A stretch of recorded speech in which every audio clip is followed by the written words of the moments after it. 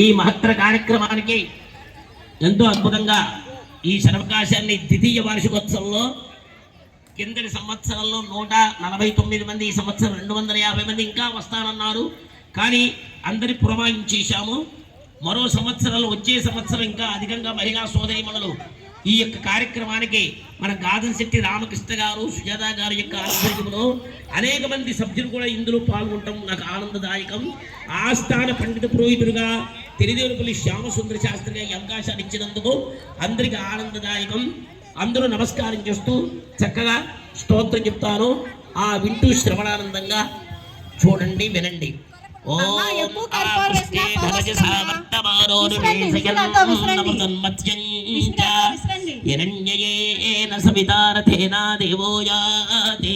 భువనాని పశ్యన్నో అగ్నిం దూతం వృణీమహే హోదారం విశ్వమే